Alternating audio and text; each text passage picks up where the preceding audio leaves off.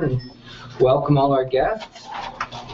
The first item of business is the adoption of the agenda. Councillor Kendall, Councillor Smith, all those in favor. And before we do the minutes, there's a correction in both sets of minutes that we must credit to Chris Thompson for his diligence. But they're just a typo placement where Councillor Krog returned to the meeting at 7:31.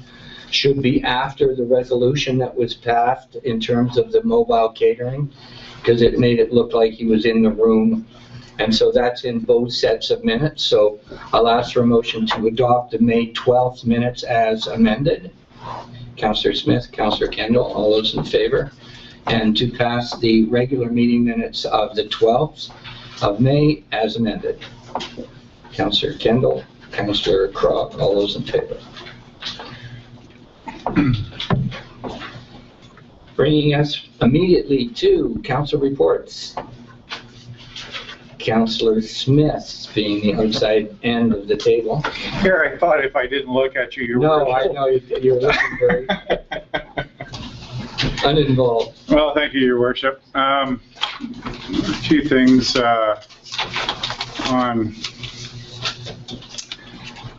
on the 16th, the Deer Committee met, and we had a good turnout, certainly for quorum. And there are a couple of things that the committee has resolved to bring to council, and I think we'll say that for the committee of the whole, where it can be presented in the proper manner and then raised to council if council sees fit. Yes.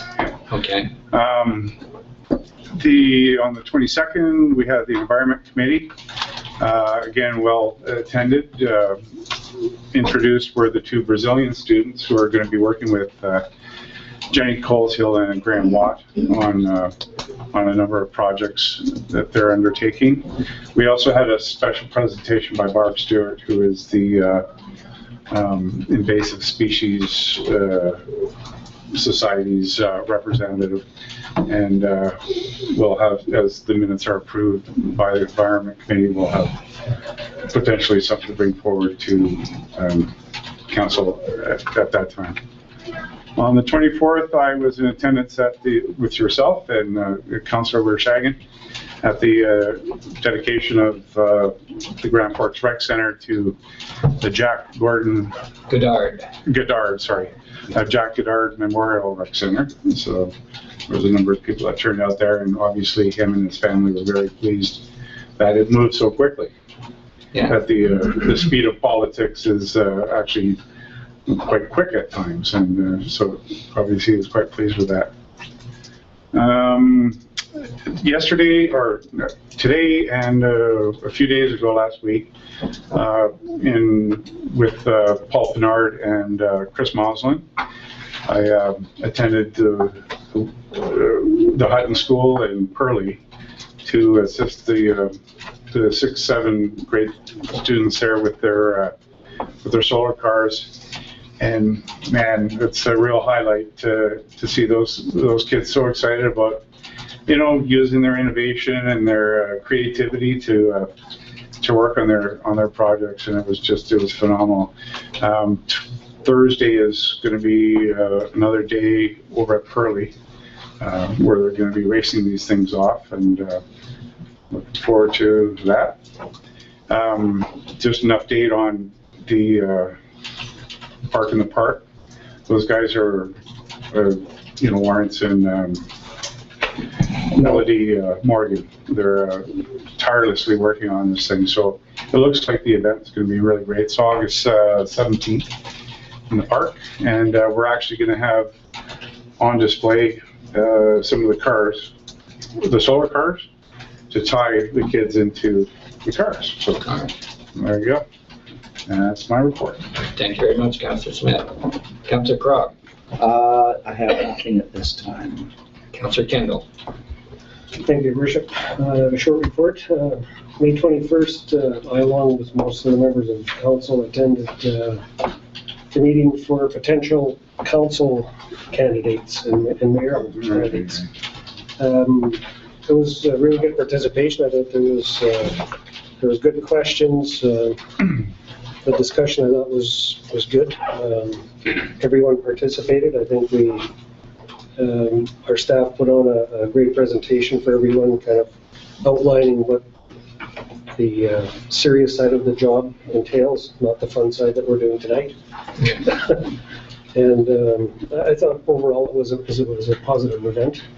And I'd like to compliment Councillor Wires on her nomination to the influential Kootenay Women in Business Awards that are coming up in a couple of months. So good luck with that. And June the 11th. June the 11th. And short report, that's the end of it. Thank you. Thank you very much. Councillor Wires, Oh, thank you. tell us about this nomination. I will. Well, I'll give you my report. Yes. I have been away, and I had the opportunity to accompany my husband and a business partner that he is working with to visit China. And so we left on May the 8th, so I did miss the May the 12th council meeting.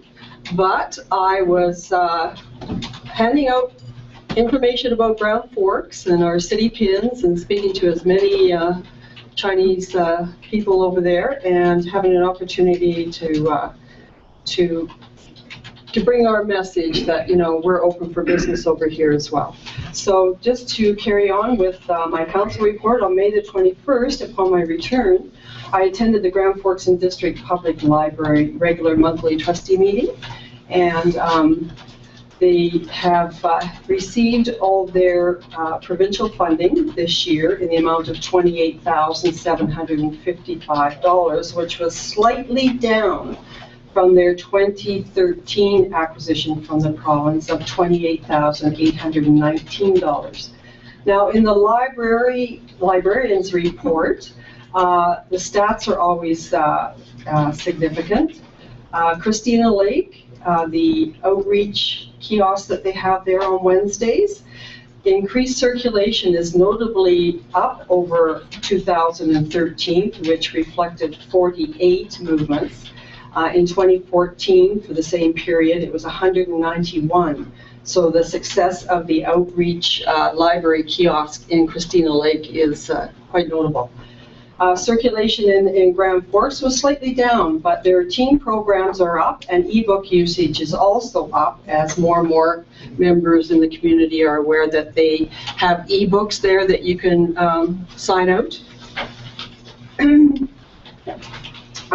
There is, from the Friends of the Library report from Trustee William Cayley, book sale results. They had a book sale the 1st of May, and it was the proceeds they got were just under $1,200. So that was a well received event for the community. They supported it, and we had. At their next board meeting, I'll just go on to the next board meeting. The next board meeting will be Wednesday, June the 18th at noon. They have changed the time in an attempt to attract new interest from the public, because they've moved around the time of the board meetings there from 4 o'clock to 7 o'clock and back to 4 o'clock, and they hold them out in the library front area there. So they're going to try a brown bag lunch session, so you can come down to the library at lunchtime on June the 18th at noon and take part in the library board meeting, see what's happening at your local library. And on May 21st, I attended the Boundary Women in Business Luncheon. So at this time, I'd like to present to Council for their support in providing a letter of support for a grant application that came to our attention. And it is a grant application to the status of Women Canada. It's a local application that is being made by Teresa Taylor. Interrupt for a second and excuse myself at this point. Oh. Declared conflict of interest, being my daughter is the applicant. Yes, yes, Your Worship. And do we have someone to chair? In your absence, the relief mayor is Councillor O'Doherty. O'Doherty, and in his absence, it would be the next one, Councillor Smith. Councillor Smith. Thank you very much, Councillor Smith. We'll come back. I'll do you proud. Okay. Don't touch this now. We're only there for a minute. Okay, so this application actually came, presentation was made at our luncheon for the Boundary Women in Business. And Ms. Taylor, Teresa Taylor, my involvement with her is with our FCM Head Start program here in Grand Forks. And she is the project coordinator at the Boundary Women's Resource Center, where they have provided the facility there for meetings for our Head Start group on an ongoing basis. So Ms. Taylor is making this application as an independent, but she is partnering with the Christina Gateway Community Development Association in this grant application. And the deadline is June the 5th. So they're seeking letters of support throughout the community. And I'll just give you a brief description of the project itself and what they perceive if their funding application is approved. The project objective is to engage women and community stakeholders in developing and implementing strategies to diversify and strengthen economic and business opportunities for women. The intent is to establish a solid network across the Boundary Country region for women in business and women who show potential entrepreneurship.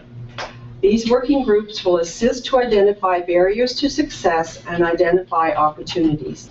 Following this process, we will facilitate these working groups towards collaborative, self-directed strategic action. And I've been advised that this grant application could see funding up to 3 years in the amount of $250,000, up to $250,000. So at this time, I'd like to ask Council for their support in a motion.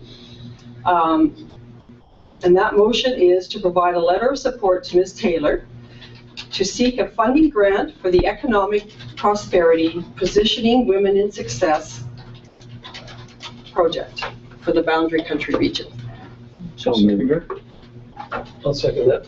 So, Councillor Crog and Councillor Kendall? Yep. Any further discussion? No, I don't think so. Any All those in favor? All those in favor? Carried. Oh, thank you. Mr. If we could, Mr. Mayor, could we get just a copy of that motion from Councillor Waters for our minutes? Yeah. Thank you. I'll send that over to you, Okay. along with the Okay. information. Perfect.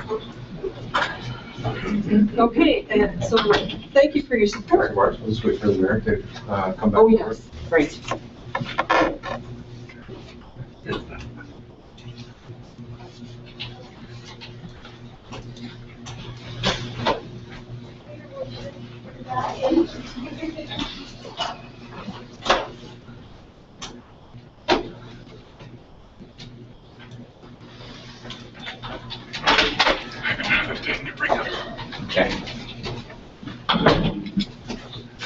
Okay, thank you very much, Councillor Smith, and we are still in council reports. And I'm just going to continue. Yes, and then Councillor Smith has something that he forgot.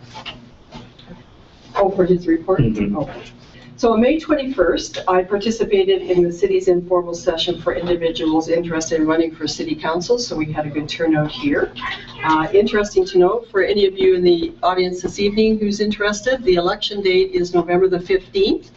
And my recommendation is first to start reading the community charter, and secondly, to attend our council meetings on a regular basis. We'll bring you up to date on what is happening in your community and the work that council is taking part in.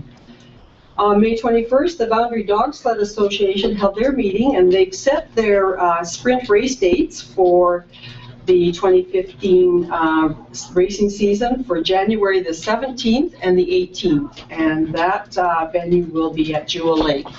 And weather permitting, it will be held on the lake surface itself. But they are also designing a backup in the event that their ice surface is not good. There'll be an alternate course at the Phoenix Interpretive Mountain there. Not the ski hill, but the Phoenix area. And on May 22nd, the FCM Head Start for Young Women, the Grand Forks group, made a presentation to the Grand Forks Rotary Club. The girls were impressive in their public speaking. I had prepared notes for them. They didn't use any notes. They stood up there and literally, wow, I'm certain that they were, from the expressions and the questions that came from the members of the Rotary Club, they were very impressed with the young ladies and the work that they're doing. They did announce the launch of their project that they're required to develop under this pilot project, and the completion date is, of course, October 2014. That project will be a conference, a leadership and mentoring conference for women in local government to be held here in Grand Forks, October the 3rd to the 5th. And it is their intent to invite local female politicians from the West Kootenay boundary, which I believe we have a total of about 45, to bring along 1 up to 3 young girls from their community to mentor at this conference, and an engagement with local youth. And they hope that what everybody will walk away with, their objective in the end is the establishment of a youth advisory council in communities throughout the West Kootenay boundary. So just to let you know, from the project that they worked on, they had to define the 3 themes that challenged women in getting into local government. And those 3 themes that they've identified are as limited or lack of awareness or information, limited or no support, and the other one is disempowerment. So I will be reporting on the progress that they're making on their conference. But so their conference is designed around these 3 key barriers that were defined in their analysis and consultation with the public and friends here in the community. And on May the 22nd, the Environment Committee meeting, and Councillor Smith covered the content of that meeting quite substantially. I did want to add that I did provide, I was very pleased to provide a letter from the mayor that to our air quality subcommittee, Chris Moslin, Michelle Caskey, Paul Pernard, and Peter Shilton for their commitment to primarily the nephelometer, the volunteer monitoring program that we've done with our air quality in the community for the last 2 years. And not only that, but their participation at the Environment Committee table for over 7 years. So that was my distinction and the support of council with that letter. And as a reminder, our Brazilian students, yes, we've welcomed our new Brazilian students, engineer students, and they will be working with the Kettle River Watershed Management Plan team and the Granby Wilderness Society on the riparian threat assessment work that they're doing in our community. And a reminder also that a full-page ad was in the paper last week from the city, and our Environment Week is June the 1st to the 7th, and the Commuter Challenge is listed there. So I'll be listing a team on the website, but I'm encouraging everyone to get involved in Commuter Challenge Week. And the Grand Forks Trail Society is taking the lead in this, and Chris Moslin sits at the Environment Committee. So his group is the primary organizers behind this with the city's support in Commuter Challenge. So you can sign up a team. We're recommending that you ride your bikes, walk, cycle, pull, whatever it takes, but get out there and walk around your community, use the pathways and trails, and take your bikes to work. And I also, May 23rd to the 25th, I'll just conclude that I attended the B BC Liberal Convention in Kelowna.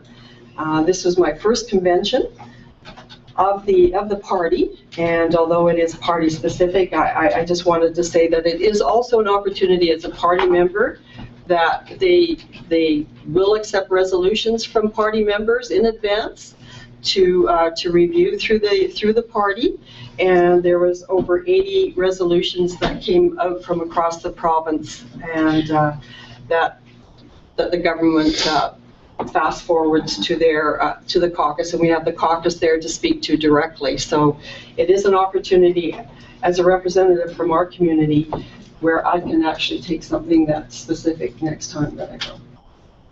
And just as a follow-up and final, in the absence of Councillor Doherty, the Grand Forks International Baseball Tournament, June 25th to the 30th. The programs are out, and you'll see them around town. So we're looking for everyone's support to the new date and new time.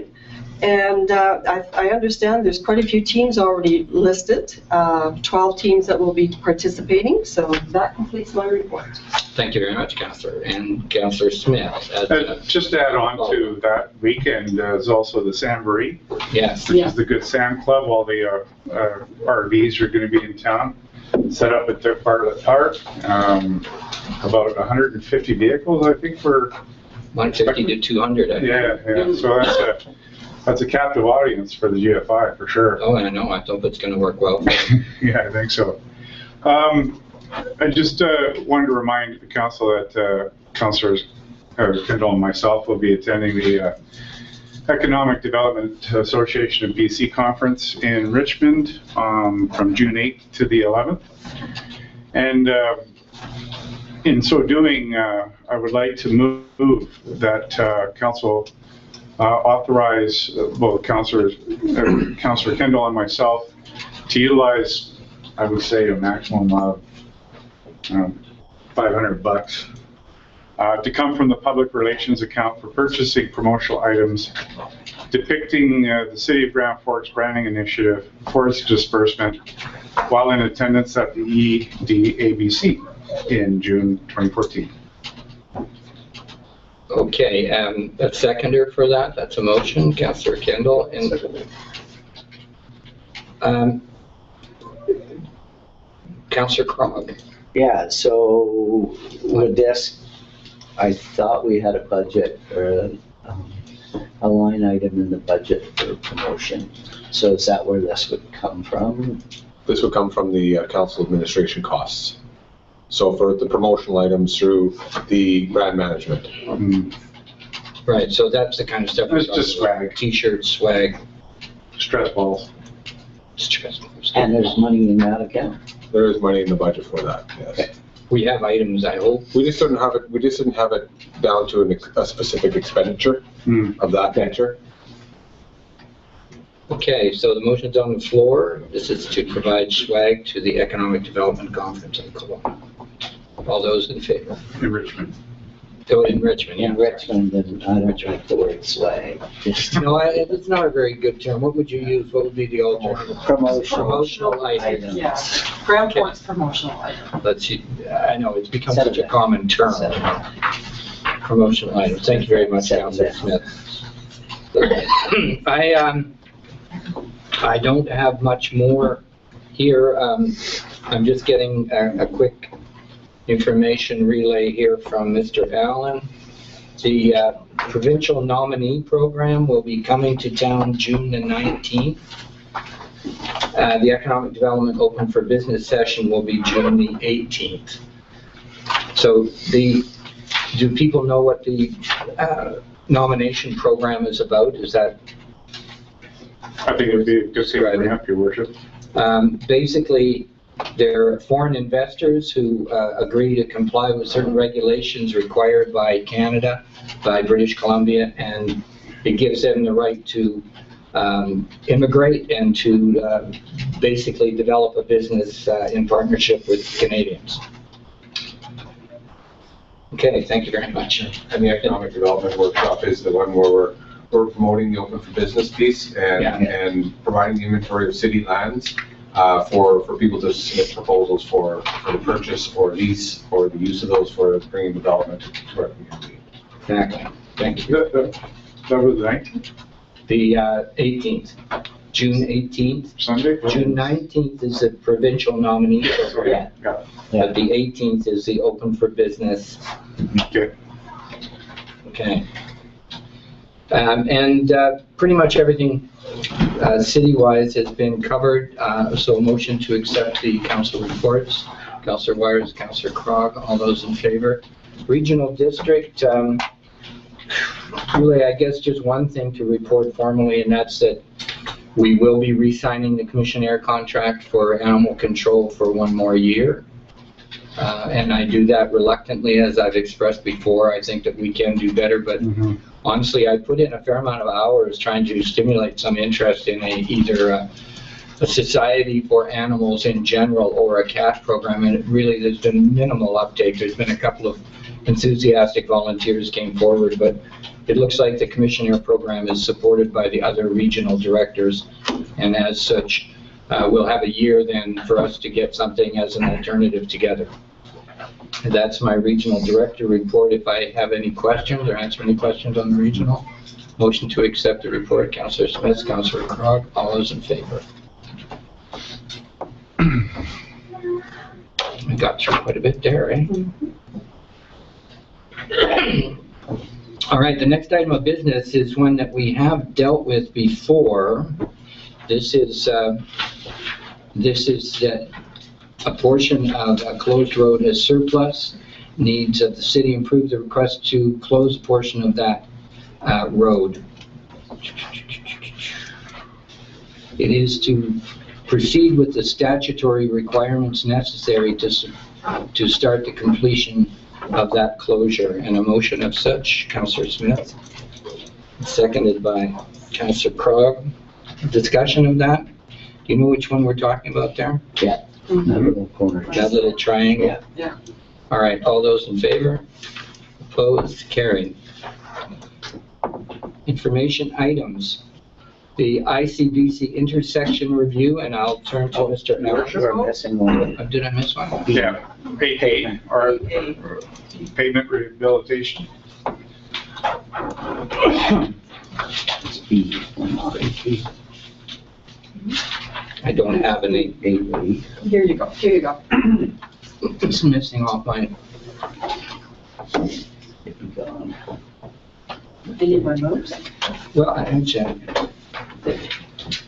Mr. Allen, could you introduce that Sure. for me? I don't have the B on my, Sure, Mr. Mayor. So the Manager of Development and Engineering has requested council's brought forward a pavement rehabilitation program for 22nd Street or 68th Avenue, Kettle River Drive to 19th. And the recommendation is resolved that council approves the recommendation of Urban Systems and move forward with the mill and replace program for pavement rehabilitation of 22nd Street or 68th Avenue, and further resolves that council approves a budget amendment for being partially funded through gas tax, the borrowing bylaw, or SLAG reserves.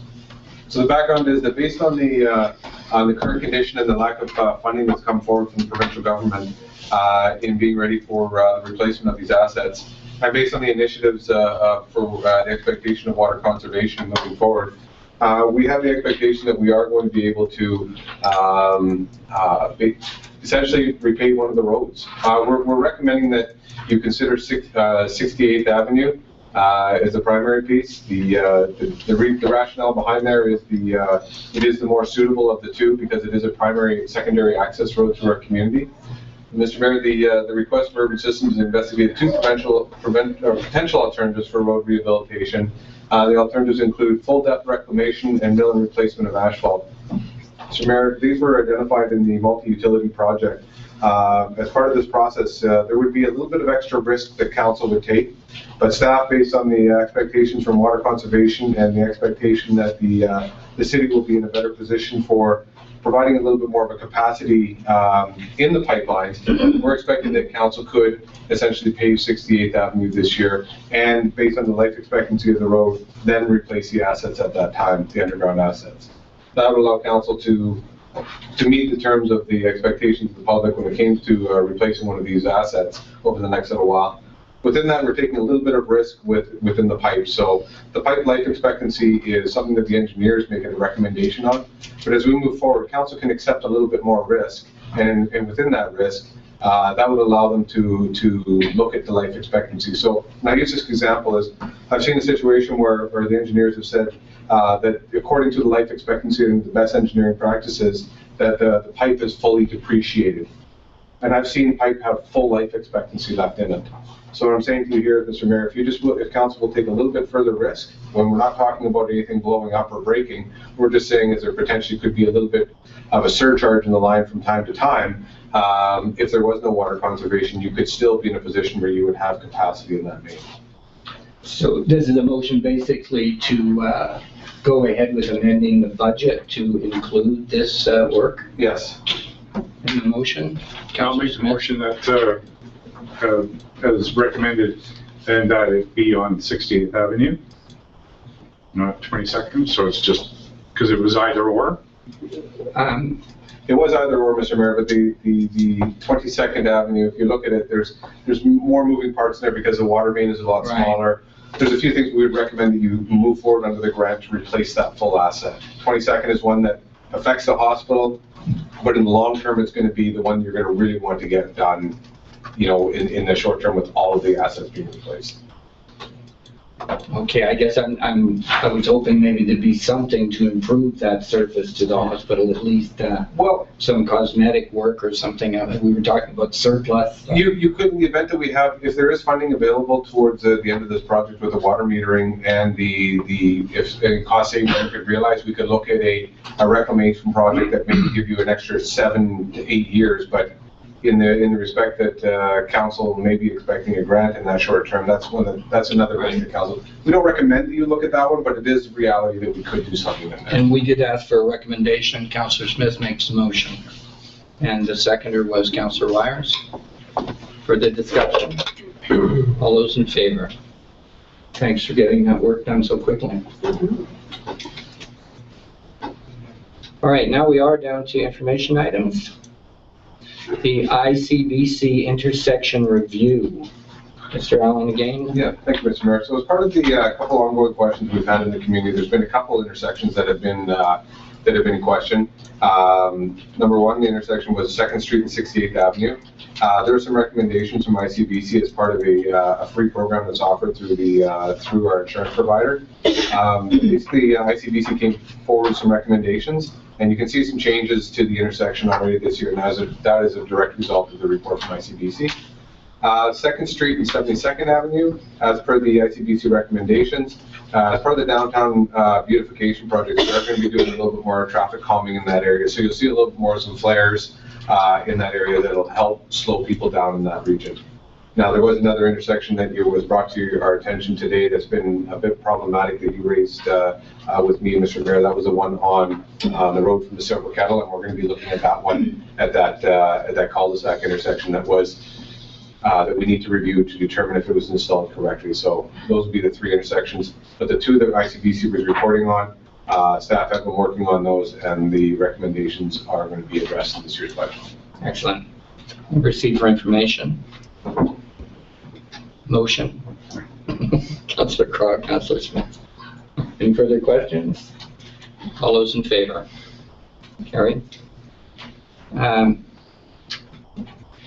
Clinton Ekdahl is asking us to proclaim Day of the Honeybee, and I know we don't make proclamations, but it certainly does appear to be a good initiative on his part to recognize that the honeybees are certainly an indicator of the health of our agricultural community. So at this point, we don't issue proclamations, but can we receive the report and enthusiastically Receive for support it? information, Your Worship.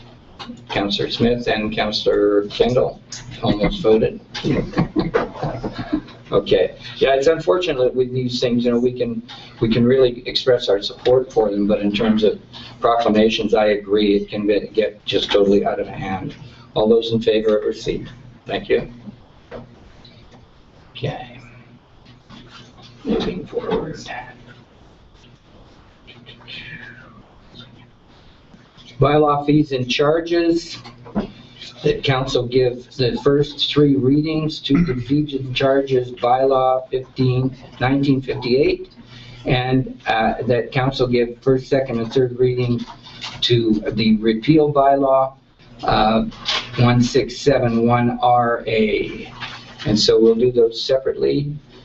So council give first readings to the fees and structured bylaw. Could we have first, second, and third reading of that bylaw? So moved, Your Worship. Mr. Mayor, can do all three readings together? Yeah, so we're just in that.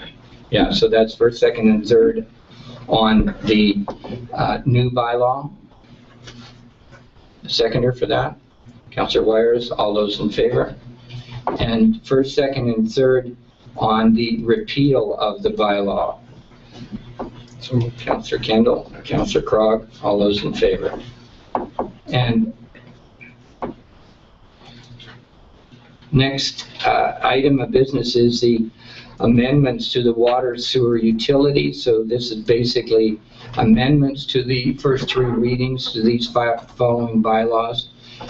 So we're being asked at this point to approve the amendments to the attached bylaws to give first, second, and third reading to these bylaws. Councillor Smith, Councillor Kendall, all those in favor?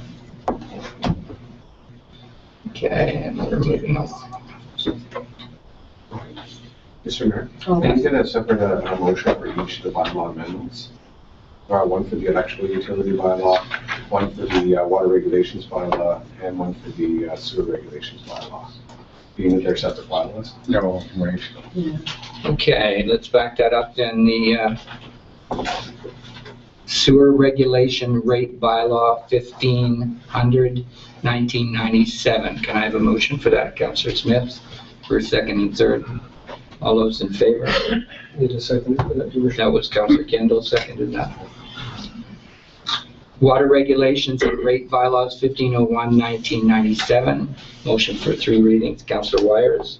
Councillor Smith, seconds. All those in favor. And electrical utility rate bylaw 1543.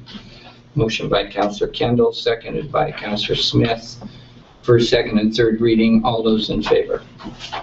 Okay, thank you. Okay.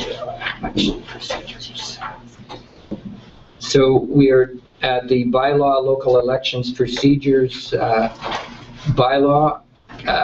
Council received for introduction and discussion, and we are moving forward then with the general elections bylaw number 1999 and the repeal of the current bylaw 1391, and refer the said bylaws to the June 9th 2014 regular meeting of council for the first three readings. So this is simply the introduction of these items and a motion to introduce these, the elections bylaw repeal and the elections bylaw rewrite. Councillor Smith, Councillor Kendall. Any discussion? I think it would be good if we could maybe have our CAO just kind of go through what these are for the public, or what this is about. Would you mind that? Sure, Mr. Mayor, we'd be happy to. I'll pass it over to our corporate officer, who will be the, hopefully be appointed as the chief elections officer, but traditionally the corporate officer is the chief elections officer, but that'll be a decision made by council. Essentially, she could move the changes for council right now. Sure. So the proposed new procedure bylaw for elections is, a lot of it is a housekeeping one. The old one still referred to the municipal act, so we just cleaned it up a lot. There are a couple of additions in here. The main one is under section 5, under special voting opportunities. We've now added Silver Kettle Village to the special voting opportunities, so there will be a mobile voting unit that will go there. Basically, we have the time set from 3 p.m. to 4:30, and of course, traditionally, we have the Boundary Hospital as well, so that was a prior one. So you have Boundary Lodge as well as Boundary. It's Boundary Hospital and Silver Kettle Village is the only two that we have, yeah. Can we add, Your Worship, can we add to that list? Well, and were you thinking of Boundary Lodge? Boundary Lodge. Yeah, because they took out Hardyview to replace with Silver Kettle. but Boundary Lodge is still in existence. Yeah. And historically. I thought we had it in that, Boundary I thought I Lodge saw it in the and previous. hospital. Yeah, the last two elections, Mr. Mayor, was basically the Boundary Hospital, and the Hardyview was not in as an option the last two, but however, we can put it in. It's definitely a possibility, we can put it in if you would like. Boundary Lodge. Boundary Yeah. Lodge, sorry, not Hardyview, yeah, Yeah, Boundary Lodge. Certainly, we can add that in. Okay. Just, Your Worship, just to add to that, I know the residents of Abbeyfield, which is now called Yeah, what's the name? Phoenix Manor, That's it. But in are fact, just I down think the street. right, So they it's- could go over to the Boundary Lodge. they could if they knew it was there, but in Yeah. fact, they're a bit small for us to be Yes, but delivering that's- to them. Yeah, and I was gonna They say would that, access at Boundary Lodge. Yeah, and it basically involves two poll clerks that go over. There's one that takes the registration, one that takes the voting, so it Right. involves two poll clerks at each one. But they'll be the same ones that'll go to each place, they'll just have different times, so we can include that in for Boundary Lodge as well. That's great. Okay. Also, in the same section, under 5, there's basically the voting opportunity.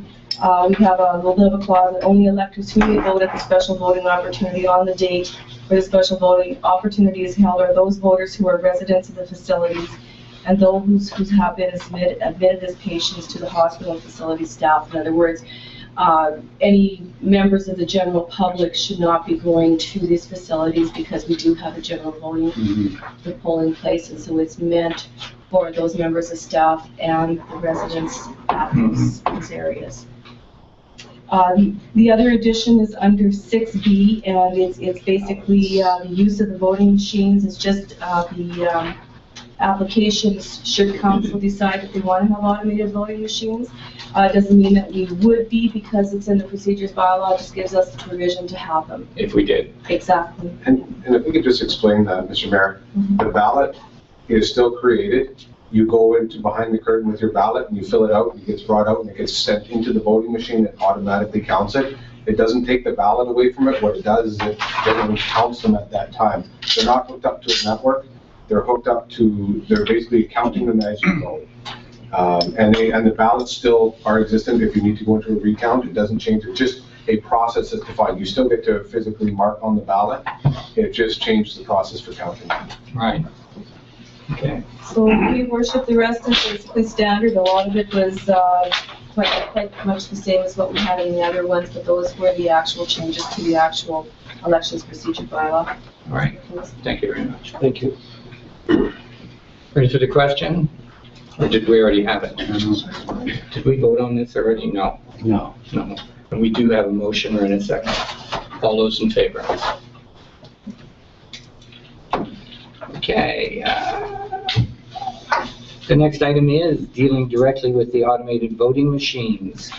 Council received for introduction and discussion of the voting machines, and that there be a reference to this bylaw to the June 9th regular meeting of council. So again, this is introducing the automated voting machine. Councillor Smith, Councillor Crog, making that motion. Any comments you wish to make on that? You already kind of explained Yes, that Your it Worship. actually doesn't do away with the paper No, piece of it. no, the use of automated voting machines is still allows the citizens to use a ballot. It is a little bit more streamlined, whereas the ballot would intend to have the mayoral candidates, council candidates, and/or school trustees as well, all in one ballot. All in one ballot. Whereas we had 3 separate ballots at one point in time, and so it's basically streamlining a lot of the processes that we used to have with an election. Yeah, it's less paper. Or writing on paper, bring your glasses. And the actual automated voting bylaw basically outlines the procedures. So it, this bylaw, once, council decides if they would like to adopt and approve, will be available for any members of the public to view and use it for instructions. It has still got all the secrecy for citizens in mind. Citizens may use, actually it's called a secrecy sleeve if they so wish to have even additional And I kind of- Security and privacy. Exactly, yeah. And within the agenda as well is, we also show kind of the specifications of what the machine looks like. It's very, very user-friendly. We intend to get a hold of the software company and see if that we could actually get the machines in here for a demo day, where we would actually have the voting machines brought in, like downstairs here at the Canpar site, and members of the public would come in and take a look at it and just see for themselves what it entails. Councillor Kendall. Thank you, Your Worship. Yeah, and it's in our report, and just again for public information, machines do have a cost, a lease cost, and according to our information here, that cost would be offset by less cost for poll clerks, and the manual counting process would be eliminated. And it's also a positive in the fact that human error in the counting process would be eliminated. So I just think that it's important for the public to understand what these machines are.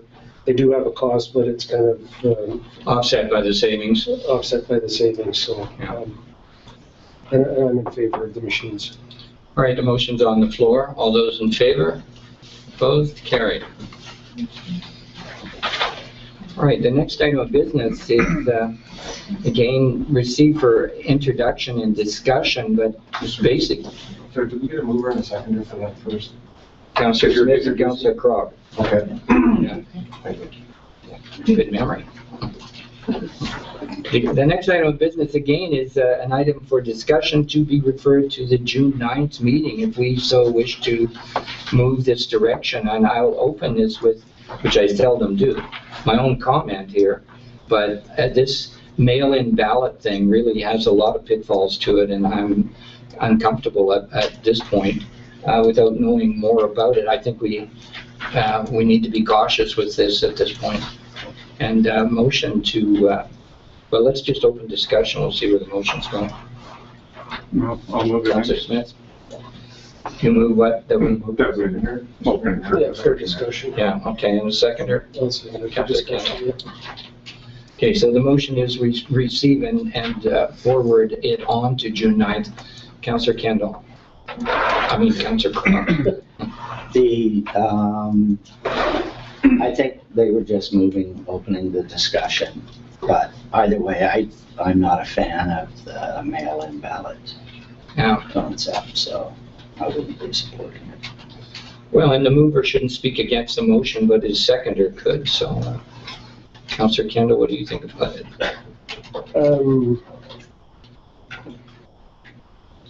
I'm not in favor of the mail-in ballots either, if they seem to have quite a heavy cost associated with them. And I guess if there was a huge segment of the voting public or something that needed to do it that way, maybe we could look at it. But I think if you're interested in voting, then you would make an attempt to either go to the early, an early ballot before you have to go south for the winter, or made the effort to be here on election day. Exactly. Further comment? So this is a positive motion that we proceed with this action. All those in favor? Well, we're just bringing it to the June 9th meeting for, Yeah, but Well, we actually had to move it. Yeah. we had to move it. I'm voting against it by not voting. If you'd like to bring it to the June 9th meeting, maybe you'd have more representative of the council at that meeting. So at least this can have, you can, if council We'll wants to have motion. less. We'll have less. We're gonna be gone. They're gonna be Yeah. They're gonna be going through it, right? That's right. That's just, we would have two different members. Right. But can they give a recommendation? Well, I think just it's for council to discuss. I mean, you can defeat it, not bring it forward, and we can just deal with it during the next election if council. So I'm in that favor. I think that it's on the table by reluctant vote, and that we should defeat it here tonight on the table by not supporting it. So the question is, all those in favor? Opposed? Motion is defeated. Thank you. It's a rough way of dealing with it. All right, we're down to It's not mail. questions from the public and media. And so I welcome anyone to come up to the stand and ask 2 questions. Councillor, Cut that out. well, I worked with Chris for 3 years, it's hard not to refer to her. Ms. Thompson. Well, maybe by December. Yeah. I just have a question on the election bylaw and the special voting opportunities. Now, section D6 says the only electors who may vote the special voting opportunity on the date blah, blah, blah, are those voters who are residents of the facility. So that would preclude Phoenix Manor residents. Yes, it from going would. to Boundary Yeah, unless Lodge. you maybe had it pre-approved, but is there any way of doing that? No, we're approving just the exception for the people who are resident in that program. So the Phoenix Manor, Couldn't come up and vote. oh. They could come to an open voting day on another early voting opportunity, Yeah. but they're fairly mobile. It's Yeah, not like it's they're, not, Well, I had talked to them at one time about it after Yeah. the last election.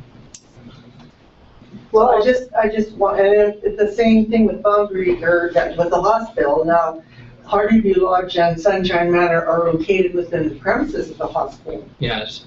but are they actually, they can, Yeah, my understanding is Hardyview Lodge is the umbrella organizational name, and that the manors are subsections of that, and so they would all be covered. Under Boundary Hospital? If you would like, we could check with Phoenix Manor to see if they would want us to come and have them mobile voting. If they have a small amount, we could limit it to, say, 3/4 of an hour or something like that. If that's council's wish, we could add that if they would like us to have that as a special voting Yeah, I opportunity. guess we have. This is simply the introduction of the Yes. bylaw, so Yeah. now we have the ability to kind of refine it a little bit and then bring it forward to council on June 9th. so then by the same token, would it not be, just for clarification purposes, to include Boundary Lodge and Sunshine Manor as well as a separate entity, although they're housed under, in the part of Boundary Hospital? That's what I hope you'll look into in terms of how we can incorporate those. I just wouldn't want to see something challenged on Yeah, that kind of a technicality. no. Okay, Okay. and the other question I have, and that's, I'm sorry, that's more to do with, it's a different bylaw 2000, the tally of the ballots and the new ballots, will they also be included with the regional district and any potential referendums? Or would that be up to the regional? That would be all inclusive? No, your worship, actually, the regional district is a separate entity and therefore would not be involved in the automatic voting process Unless they did it themselves? Yeah. unless they did it themselves. Okay, thank you. Okay, thank you. That's awesome. And the referendum question would be on, If it was municipal. Your worship, yes, if it was a municipal, I would imagine that the referendum questions would also go on the same ballot. However, depending on the amount of candidates, I guess it would determine if we had a lot of candidates and it got to be very construed, we might have to have a second ballot. right, You know, if it was referendum questions. It'd be something that I would have to verify with the software company. okay, we could check on that and find out more about it. All right, further.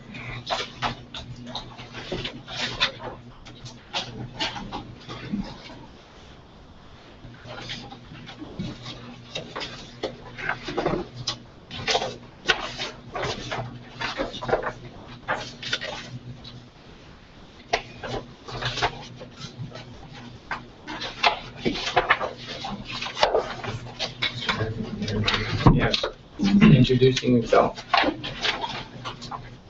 Good evening, Mayor Taylor, Council, and residents of Grand Forks.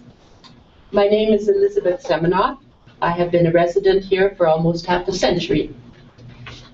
During the visit of multi-Olympian Clara Hughes on Friday, you referred to Grand Forks as a welcoming community. Does this extend to concerned citizens, those who ask to be heard and wish to contribute toward informed decisions by sharing relevant information, much of it gleaned from city documents.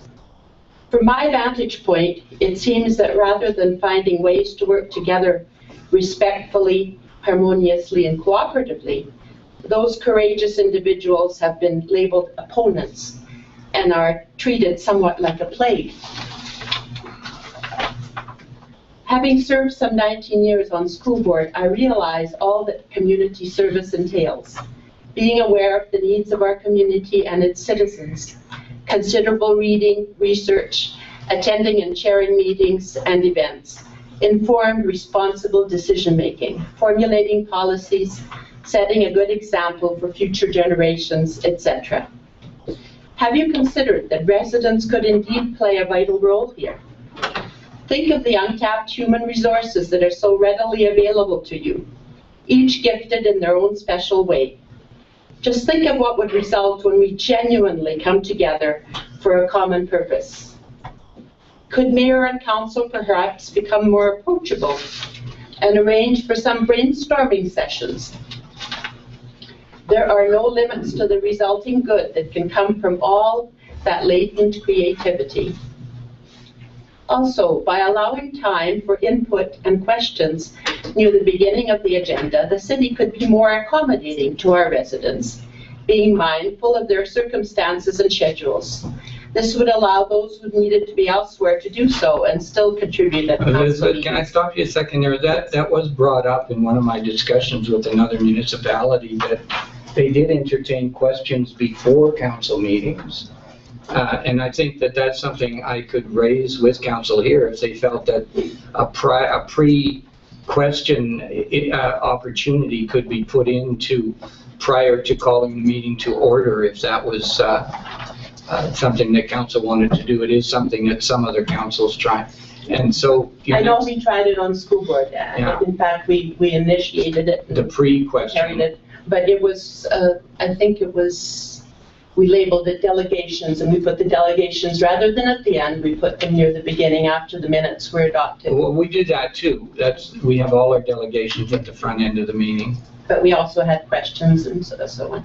Anyway, rather than penalizing, let's think about how we can help each other.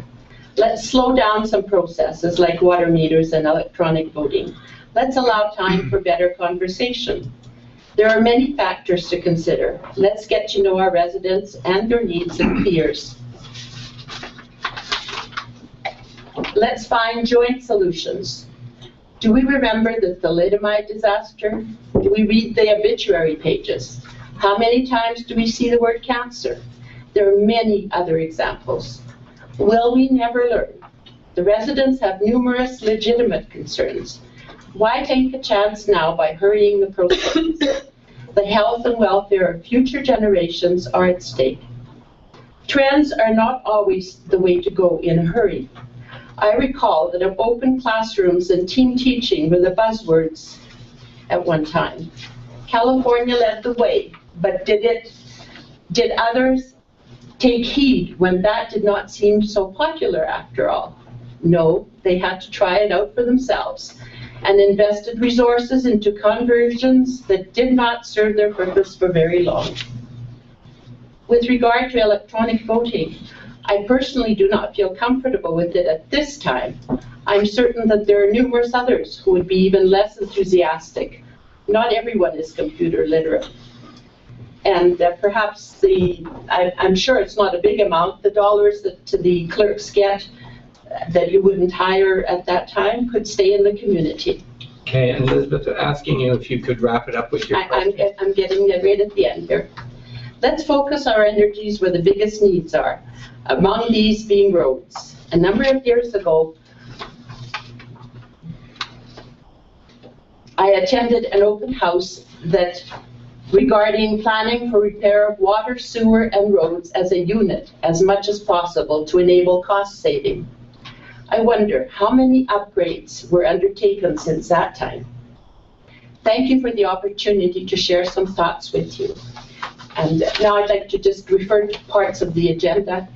On page 106, at the end of the first paragraph, it says, No such seal shall be broken without specific assent, and then there's words left out, and then it's got the department.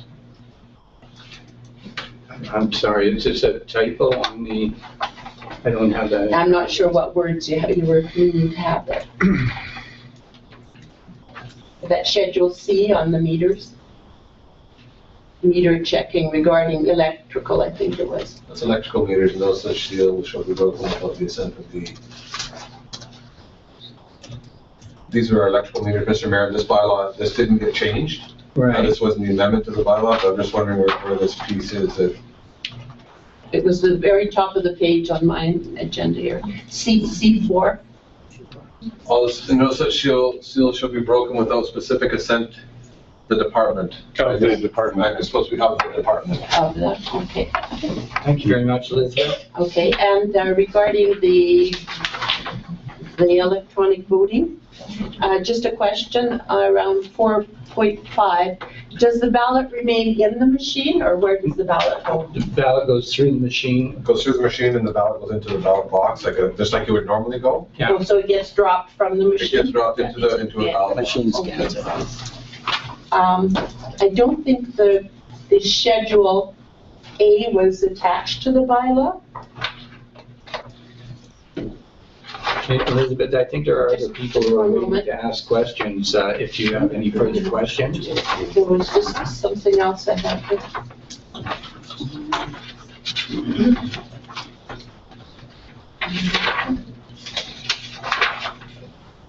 Okay.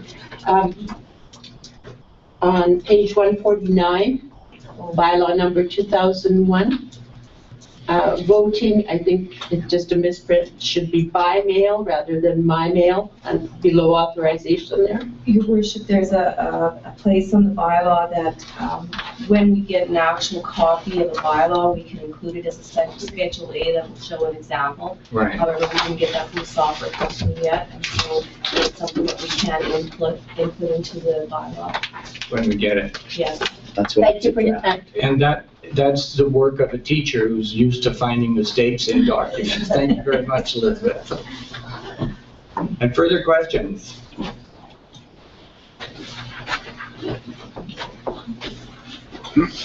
Discussion on mail-in, you have two missing counselors, they couldn't mail in their comments?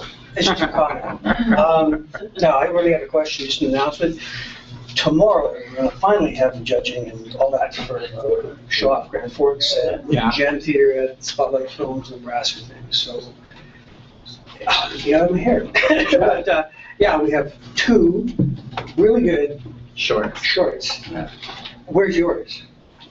Ours cost less than $1,000. I'm just kidding. I got mine. I invite you That's all right. down there. What time is it, this? When is it? 7:30. Well, 7:30 when it normally starts, we're starting about 15, 20 minutes early to get this part out of the way. They're also having a little celebration for, I think it's their 10th anniversary. So I'll be out of town. Okay. I'll be there. you can mail it. Yeah, I'd like to go and see. Spotlight Theater, at the gym. Julian. Be there for 7. Two questions. Are you buying these electronic voting machines or are you renting? No, we're leasing them. You're leasing them, okay, and what the cost on that?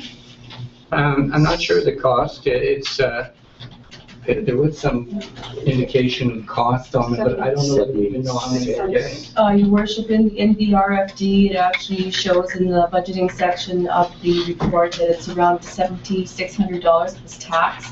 And it's a give or take depending on the number of ballots we need. It's basically 20 cents a ballot, and in the past elections, we used about 3,500 ballots. Just to make sure we have enough last election, we used 1,501, and we threw away approximately 2,000 ballots. So it depends on whether we have referendum questions or anything like that that could add up to the ballots. So Right. that would change the cost a The bit. cost of it. Yeah. But the bottom line assessment is that the savings are well worth the expense. About 7,600, give or take approximately. And your second question, Julian? Neil had a comment. Yeah, just on that specific thing, to me, the greatest advantage would be the speed at which the information is. Like, normally you'd be up, Bob can tell you, at 11:30, 12 o'clock, trying to figure out for the final counts. And this may be done by 8:30 or 9.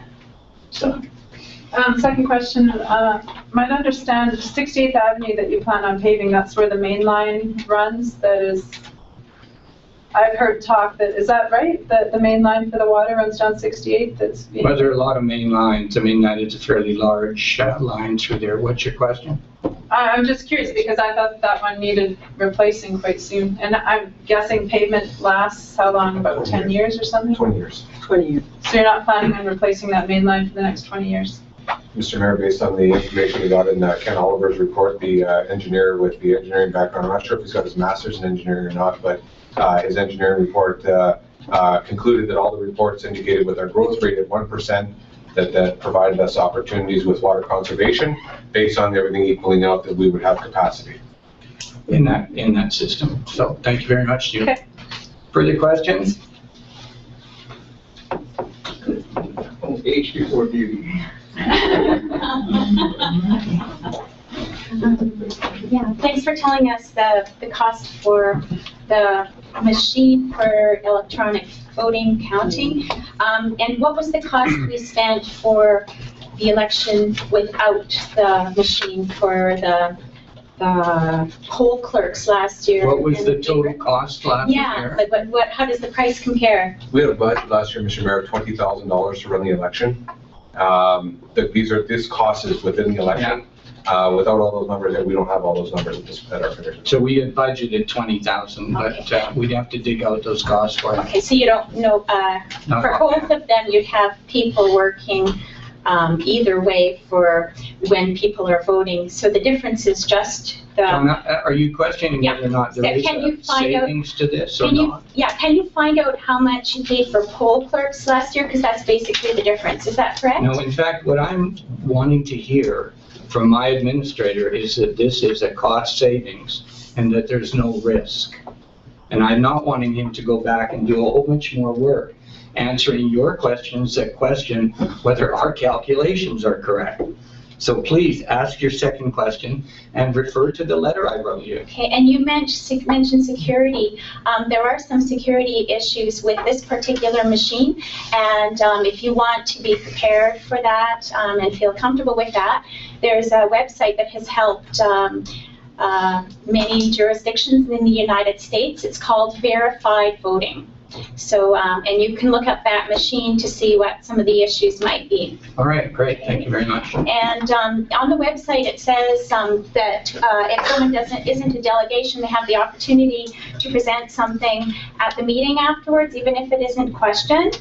And I've been asked by community members to present Excuse something. me, I don't think that we ever made that decision, Council, remind me here. It's on the website. We allow people to make these kinds of extended statements out of politeness, but in fact, you know, the way that we've seen questions coming forward from you, Donna, it's really difficult for me to deal with this other than to say, please, limit yourself to 2 questions instead of the continual questioning of detail that takes a lot of staff time and energy to answer. It verges on harassment.